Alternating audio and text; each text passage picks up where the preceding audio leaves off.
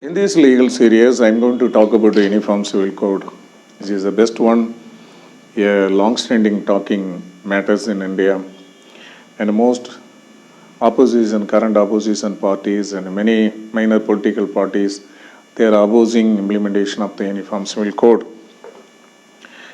But the Uniform Civil Code comes under Article 44 of Indian Constitution. It governs under directive principles of the state policy. And the framers of the constitution, it left to the others also really in the power holding government. The framers of the constitution, first they wanted to implement it, they later on, due to very complexity and more issues involved, and they left it to the government. But up to this time, the government has not implemented. For the first time, the BJP government is going to introduce the bill in the coming special session of the parliament. And coming 18 to 12 this month instant, also the government will table the bill for the enactment. But in this Supreme Court of India, in many cases, have stressed the enactment of the Uniform Civil Code because it will solve all the problems being faced by many people.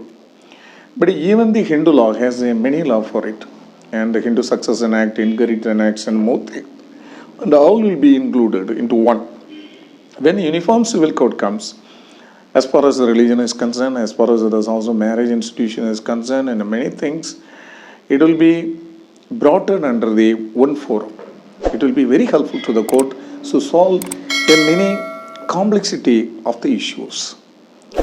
It is most welcomeable.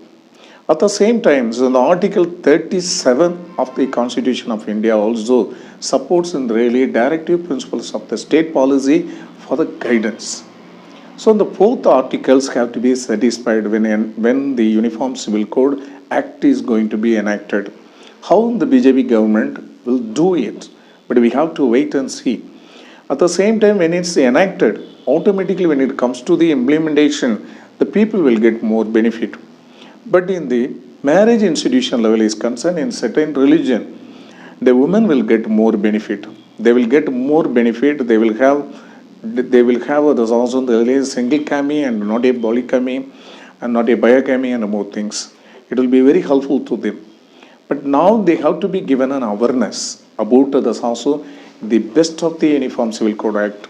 Supreme Court has stressed in many cases, and even today there's also is giving in the more judgment citing the enactment of this Uniform Civil Code and advising to the government of India and more things. We welcome the Uniform Civil Code Act. Thank you.